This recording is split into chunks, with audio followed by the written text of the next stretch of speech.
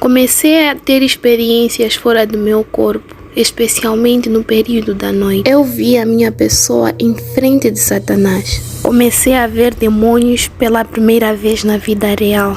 Eles tinham uma cor parecida com castanho claro e estavam em fileiras. Os demônios são como escravos. Quando eles veem um ser humano, todos querem tocar e ver. E eu naquele momento estava assustada, gritando pela minha vida. Eu chamo-me Erika Mukizwa e sou natural de Uganda. A minha infância foi boa, até um certo ponto que comecei a ter ataques espirituais. Eu cresci num lar cristão. O meu pai e a minha mãe foram batizados pelas águas. E uma das coisas que eu me lembro sobre a minha infância é que o meu pai amava muito a minha mãe. Eles tomaram bem conta de mim e do meu irmãozinho. Mas tudo mudou quando começamos a visitar os nossos familiares. E foi aí que eu comecei a visualizar o outro lado da vida. Foi exatamente a partir daí que eu comecei a perceber que a vida é espiritual. A minha avó, a mãe do meu pai, era uma bruxa de alto nível. Ela cresceu vendo os meus bisavós praticando bruxaria. E ela também foi obrigada a adquirir aqueles poderes para poder continuar com o trabalho da família. Ela pensava que aquela era a única forma que a família tinha para sobreviver. Ela conseguia com que pessoas da alta sociedade fossem fazer consultas com ela. Por exemplo, políticos, cantores famosos e homens de negócios iam se consultar com ela. E tudo isso trazia dinheiro para a família. Por causa do seu poder e a sua influência, ela controlava a comunidade. Eu não sei se aqui em Quênia as pessoas já ouviram falar de criadores de chuva. Esses são bruxos que os cantores vão consultar para ter certeza que no dia do concerto não irá chover. E a minha avó era exatamente esse tipo de bruxa. E se esses cantores fossem realizar um concerto sem consultar a minha avó, naquele dia iria chover. Então os cantores levavam sacrifícios para minha avó ou mesmo dinheiro para garantir que naquele dia não chovesse. No caso de negócio, se as pessoas quisessem ter influência naquela área, deveriam estar em bons termos com a minha avó. Então, para ela, aquela era a única forma de viver. E sendo a única neta dela, ela queria que eu herdasse aqueles poderes para poder continuar com o trabalho da família. Naquela altura, o meu pai já havia aceitado a Jesus Cristo. E quando ele estava quase a completar os seus 18 anos, ele se rebelou contra a sua própria mãe. E de acordo com a minha avó, o meu pai era como um filho pródigo, porque ele rejeitou a bruxaria da família. A minha avó sabia muito bem que o meu pai tinha conhecimento do que ela fazia e ele nunca iria deixar a sua própria filha fazer parte daquilo. Como uma criança normal, no período das férias eu tinha que visitar a minha avó e ela viu aquilo como oportunidade para começar o processo de iniciação em mim. Ela começou com o processo de iniciação quando eu tinha os meus 8 anos e eu só me dei conta que ela estava a me introduzir à bruxaria quando ela me levou ao cemitério pela primeira vez.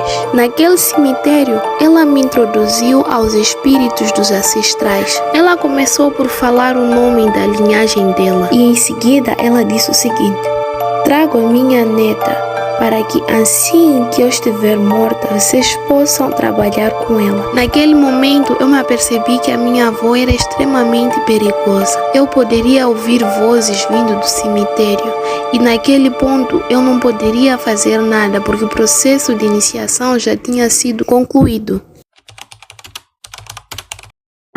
Isso deu entrada à astroprojeção na minha vida. Para quem não conhece, a astroprojeção é a capacidade que o homem tem de deixar o seu corpo sendo enviado para missões espirituais. Porque da mesma maneira que somos seres vivos, também somos seres espirituais. Eu comecei a ter experiências fora do corpo, principalmente no período da noite. E sendo eu criança, o medo começou a fazer parte da minha vida. Eu era uma das melhores alunas na sala de aula, uma das alunas que se dedicava, mas por causa de tudo que estava a acontecer na minha vida, andava sempre doente e como consequência, a minha atitude na sala de aula mudou, até ao ponto onde os professores tinham medo de me castigar. Isso porque se eu fizesse alguma coisa de errado e eles me castigassem, eu iria lhes atacar no período da noite. Eles me viam a lhes atacar, mas eles pensavam que estavam a sonhar. Uma vez, eu bati uma professora no período da noite, porque ela havia me batido na sala de aula. E pela manhã, ela acordou com os olhos inchados. De uma ou de outra maneira, a minha professora não tinha como dizer aos outros professores que os olhos dela estavam inchados porque eu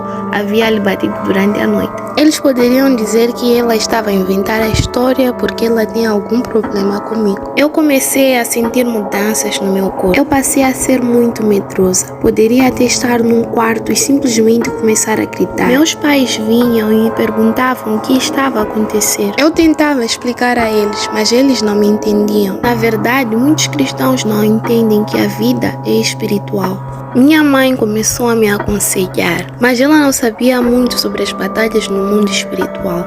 Aos meus 11 anos, eu comecei a fazer coisas além da minha idade. Por exemplo, uma vez fui a uma escola e falei com a administradora da escola para que me deixasse estudar lá, sem o consentimento dos meus pais. E essa era a escola dos meus sonhos. Quando eu convenci a administradora, ela disse para eu convidar os meus pais. Convidei a eles e em seguida comecei a estudar naquela escola. E as pessoas em si se perguntavam como é que uma criança pequena como eu, naquela altura, poderia fazer as coisas que eu fazia.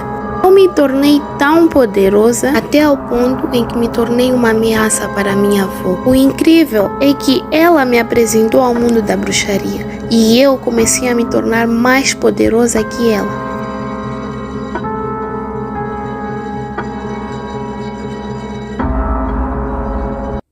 Então, pessoal, o assunto é sério. Eu decidi traduzir o vídeo dela, cujo ele está na língua inglesa, para as pessoas que não falam inglês, não entendem inglês, pudessem também receber a mesma mensagem em primeira mão. Então, eu decidi traduzir em primeira pessoa. Por isso, fica a parecer que a história é minha, mas, na verdade, não é minha. Eu simplesmente traduzi em primeira pessoa. Esta foi a parte 1 da tradução. Haverão 2 partes a seguir dessa. Espero que vocês compartilhem bastante este vídeo, enquanto eu irei continuar a traduzir a outra parte para que juntos possamos alcançar o maior número de pessoas e anunciar esta verdade sobre o reino espiritual.